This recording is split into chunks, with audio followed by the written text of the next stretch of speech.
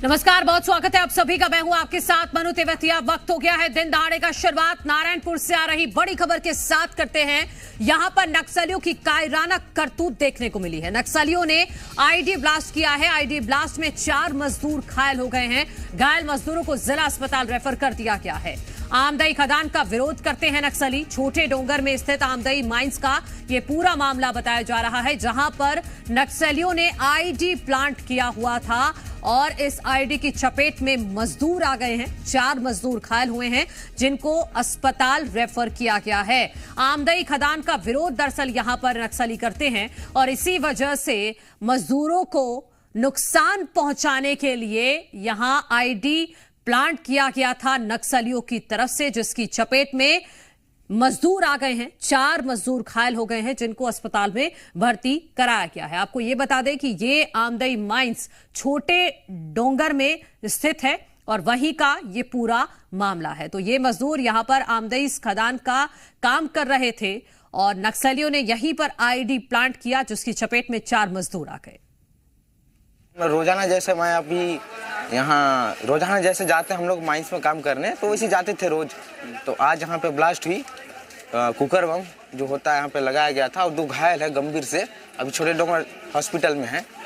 एक है दिलीप और एक हरेंद्र, 2 हैं। जी हाँ, हमारे यहाँ सामुदायिक स्वास्थ्य केंद्र में अभी 2 मतलब पेशेंट आए हैं, जिनमें से एक की स्थिति बहुत गंभीर है, जिसका जो दाया पैर के निचला हिस्सा में ब्लास्टिक इंजरी के कारण उनका पैर मतलब फ्रैक्चर के साथ साथ ओपन इंजरी हो गया और खून बहुत बह रहा है। तो हम यहाँ से प्राथमिक उपचार करके उनको भेज दिए हैं पहले। उसके बाद अभी एक मरीज और थे जिनको नाक के यहाँ लगा था और जिसके कारण उसको सांस लेने में भी थोड़ा तकलीफ हो रहा था, उसको भी हमने रेफर कर दिया है यहाँ से नारायणपुर अच्छे उपचार। तो नारायणपुर से ये खबर सामने आई है, जहां पर आमदई माइंस में आईडी प्लांट किया गया नक्सलियों की तरफ से, जिसकी चपेट में 4 मजदूर आ गए हैं और वो घायल हो गए हैं। अस्पताल में भर्ती करा दिया गया है। अस्पताल के बाहर की तस्वीर हम आपको दिखा रहे हैं। हमारे सहयोगी हेमंत संचेती ज्यादा जानकारी के साथ जुड़ गए हैं। हेमंत, यहां पर आमदई खदान में काम चल रहा है, तो क्या यहां सुरक्षा बलों की तरफ से मॉनिटरिंग नहीं की जाती?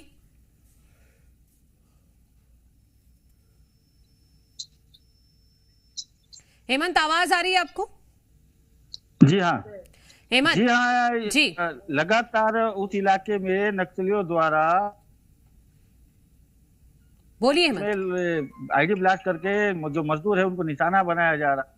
वही जो जवानों के द्वारा भी लगातार कार्रवाई भी की जा रही, डीमाइनिंग की कार्रवाई की जाती है। लेकिन जब रात का समय होता है तो उसके बाद नक्सली पहुंच के इस तरह के आईडी प्लांट कर रहे हैं ताकि उस क्षेत्र में माइंस का कार्य प्रभावित हो। लेकिन जवानों के द्वारा भी लगातार नक्सलियों के खिलाफ कार्रवाई की जा रही है, जिससे नक्सली बौखला गए हैं और अपनी बौखलाहट आम ग्रामीणों पे निकाल रही है और इसे नक्सलियों की कायराना करतूत कहा जाएगा।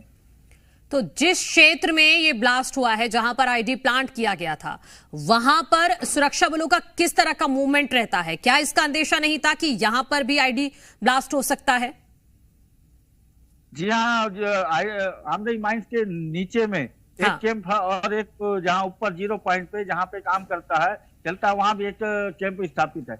यह कैंप के जवान जब काम शुरुआत होता है तो उससे पहले पूरे इलाके की डीमाइनिंग करते हैं, जिसके बाद मजदूर वहां जाते हैं। इस बार भी डीमाइनिंग की गई थी, लेकिन कुछ ऐसे जगह है जहां पे मजदूर लगातार बढ़ते हैं। उन जगहों को नक्सलियों ने चुना क्योंकि उस जगह पर ज्यादा डीमाइनिंग नहीं की जाती, तो उस जगह पे नक्सलियों ने निशाना बनाना को चुना, जिसमें 2 मजदूर घायल हुए। इससे पहले भी कई बार इस तरह की घटनाएं हुई हैं जिसमें मजदूर घायल हुए और मजदूरों की मौत हुई है। सबसे बड़ी बात है कि माइंस के इलाके में इस सब चीजों को देखते हुए सबसे बड़ी चाक चौबंद होनी चाहिए और माइंस जब शुरुआत की जाती है तो पूरे इलाके की डीमाइनिंग होनी चाहिए ताकि वहां के लोगों को सुरक्षा मिल सके। ठीक है हेमंत संचेती, बहुत शुक्रिया आपका तमाम जानकारी के लिए। जांजगीर चांपा से खबर है, जहां शराब पीने से 2 लोगों की मौत हो गई। देसी शराब पीने के बाद इन दोनों की तबीयत बिगड़ गई थी। अस्पताल में इनको भर्ती कराया गया, लेकिन इलाज के दौरान इन्होंने दम तोड़ दिया। दोनों शवों को पोस्टमार्टम के लिए भिजवा दिया गया है। नवागढ़ थाना क्षेत्र की भटली उदय भाट की ये पूरी घटना बताई जा रही है। तो जांजगीर चांपा से यह खबर है, जहां शराब पीने की वजह से 2 लोगों की मौत हो गई है। देसी शराब पीने के बाद इन दोनों की तबीयत बिगड़ गई थी। खाने का और वह दारू पी के थे, मुका दारू करने जाना था और मधुरा में था उधर कहाँ था मोर भाई मछली के घर लोग के संग नाने नहीं है बोला जंगल लेगी से दोनों जन खत्म हो गए। भटली निवासी सीताराम लहरे और रोहित, ये दोनों कल शाम को देसी प्लेन शराब पिए थे और उसके बाद इनकी अचानक बहुत ज़्यादा तबीयत खराब हो गई। सीताराम की मृत्यु मौके पर हो गई थी एवं रोहित का इलाज है तो उसको राछा अस्पताल लाया गया था। उसके बाद यहाँ से जांजगीर के लिए रिफर किया गया है। दोनों व्यक्तियों की मृत्यु हो गई है। 100 पंचनामा कार्रवाई कर पीएम हेतु भेजा गया है। आगे जांच कार्रवाई के बाद स्पष्ट सारी चीज़ें स्पष्ट हो पाएगी। हमारे सहयोगी जितेंद्र खबर ज्यादा जानकारी के साथ जुड़ गए। जितेंद्र, क्या इसकी पुष्टि हो पाई है कि देसी शराब पीने की वजह से इन दोनों की मौत हुई है और कहां से इन्होंने वो देसी शराब खरीदी थी? जी देखिए, जांजगीर चांपा जिले के नावागढ़ ब्लॉक के भटली औदा भाटा ग्राम का ये पूरा मामला है, जो कि जहरीली शराब पीने से 2 लोगों की मौत का मामला सामने आया है, जिससे पूरे क्षेत्र में हड़कंप मच गया है। फिलहाल पुलिस इसमें मामले पे जुटी है, जांच कर रही है।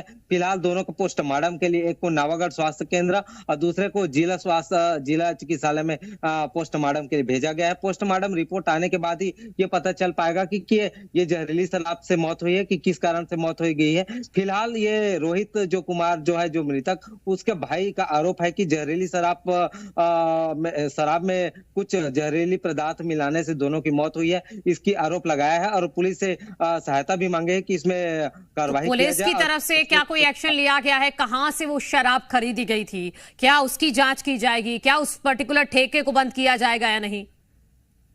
जी देखिए, शराब तो ग्रामीण क्षेत्र में बिचौलिया के द्वारा जो बेचा जाता है उससे शराब खरीदी किया गया था, जिससे उसने एक राम गोपाल नामक है, उसने उसी से शराब खरीदी किया गया था। फिलहाल पुलिस उससे पूछताछ की जा रही है और पूरे मामले की जांच की जा रही है। पूरे मामले में जांच होने के बाद पता चल पाएगा कि ये जहरीली शराब से मौत हुई है कि अन्य कारणों से मौत हुई है। जी ठीक है, बहुत शुक्रिया जितेंद्र आपका तमाम जानकारी के लिए। रायपुर में घर में घुसकर तोड़फोड़, करीब 15 लोगों पर मारपीट का आरोप लगा है। पुरानी रंजिश के चलते मारपीट की गई है, वाहनों को भी नुकसान पहुंचाया गया है। पीड़ित परिवार ने इसको लेकर अब पुलिस में शिकायत की है। तो राजधानी रायपुर से यह खबर है, जहां घर में घुसकर करीब 15 लोगों ने पहले तोड़फोड़ की और फिर वहां मौजूद लोगों के साथ मारपीट की है। कोई पुरानी रंजिश बताई जा रही है, जिसके चलते इस वारदात को अंजाम दिया गया है। जो वाहन वहां घर में खड़े हुए थे उनको भी नुकसान पहुंचाया गया है। ये अंदर की तस्वीरें हम आपको दिखा रहे हैं। घर के अंदर जो भी सामान पड़ा मिला, इन लोगों को सब कुछ तोड़ दिया। पीड़ित परिवार ने अब इसको लेकर पुलिस में शिकायत की है। जो वाहन अंदर खड़े हुए थे उनको भी तोड़ दिया गया। जो बच्चों के खेल खिलौने थे सबको क्षतिग्रस्त कर दिया गया। तो रायपुर से ये खबर है, जहां पर करीब 15 लोगों ने घर में घुसकर तोड़फोड़ की है। ये गुंडागर्दी करने वाले सत्यप्रकाश आखिर है कौन? किस तरह से घर में घुसकर सारे सामान को तहस नहस कर दिया? देखिए, स्थानीय ही बताया जा रहा है। हालांकि विवाद किस तरह का था इस बाबत कुछ विशेष जानकारी सामने नहीं निकल के आई है, लेकिन अब पुलिस में शिकायत गई है। ये भी जानकारी अभी निकल के आ रही है कि पुलिस ने मामला भी इसमें दर्ज कर लिया है और अपनी तफ्तीश शुरू कर दी है। लेकिन जिस तरह की तस्वीरें सामने निकल के आई है और जिस तरह से हमला किया गया, तोड़फोड़ किया गया है, उससे ये स्पष्ट तौर पे प्रतीत हो रहा है कि बड़ी तादाद में लोग इसमें मौजूद थे, क्योंकि गाड़ियों को पूरी तरह से चकनाचूर किया गया है, घर के सामानों को बिखेर दिया गया है, मारपीट की भी बात सामने निकल के आ रही है। तो कहीं ना कहीं मामला एक घर में घुस के मारपीट और गुंडागर्दी का दिखाई दे रहा है। अब पुलिस ने इसमें मामला दर्ज किया है, तो अब इसमें जाँच और तफ्तीश होगी और आने वाले वक्त में गिरफ्तारियाँ भी हो सकती हैं। सत्यप्रकाश, फिलहाल शुक्रिया आपका तमाम जानकारी के लिए। और इसी बीच भोपाल से खबर है, वेतन कटने से स्वास्थ्यकर्मी परेशान। स्वास्थ्य विभाग के काटे कर्मचारियों की सैलरी जेपी अस्पताल के कर्मचारियों ने काम बंद कर दिया है। सार्थक ऐप पर अटेंडेंस लगाना जरूरी है। ऐप अटेंडेंस के आधार पर ही सैलरी रिलीज की जाती है। तो ये बड़ी खबर आपको बता रहे हैं। वेतन कटने से स्वास्थ्यकर्मी परेशान हैं और इसी वजह से जेपी अस्पताल के कर्मचारियों ने काम बंद कर दिया है।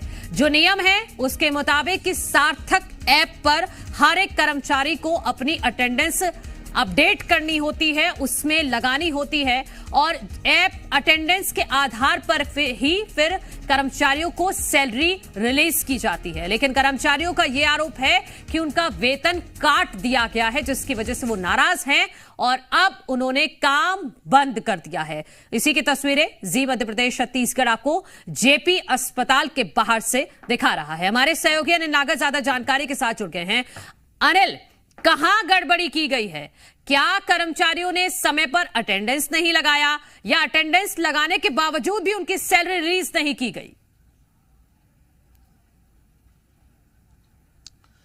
देखिए, जेपी अस्पताल के कर्मचारियों का साफ तौर पर कहना है कि बीते 1 महीने उन्होंने पूरा काम किया, पूरे समय जो है वो समय पर आए, अटेंडेंस उन्होंने लगाई, लेकिन टेक्निकल इशू के कारण जो है सार्थक ऐप में जो है अटेंडेंस पूरी नहीं बताई गई और जिसके चलते उनका वेतन जो है काट दिया गया।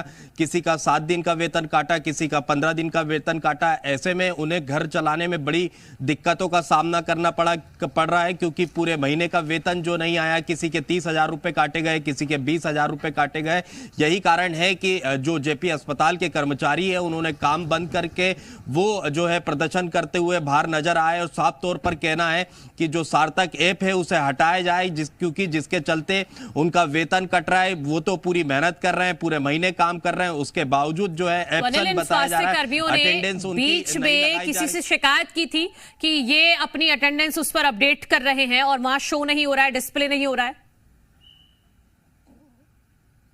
देखिए, बिल्कुल साफ तौर पर उनका कहना है कि उन्होंने जिम्मेदार अधिकारियों को इस बारे में अवगत कराया था, लेकिन उसके बावजूद उनकी सुनवाई नहीं हुई और लगातार ये सिलसिला चलता रहा और नतीजा ये निकला कि उनका वेतन काट दिया गया और ऐसे में अब उन्हें काफी दिक्कतों का सामना करना पड़ रहा।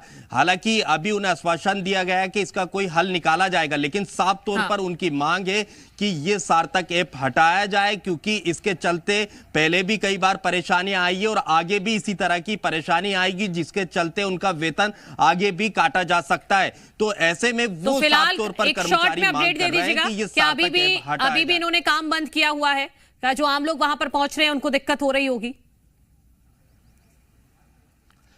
देखिए, फिलहाल आश्वासन के बाद वापस काम पर लौट गए। आश्वासन दिया गया है कि इसका समाधान किया जाएगा, या तो सार्थक ऐप हटाया जाएगा या जो भी टेक्निकल दिक्कतें हो रही है उसका समाधान किया जाएगा। इस आश्वासन के बाद जो है वापस कर्मचारी बड़ा अपडेट यही है कि सभी कर्मचारी आश्वासन के बाद अपने काम पर लौट गए हैं। बहुत शुक्रिया आपका तमाम जानकारी के लिए अनिल।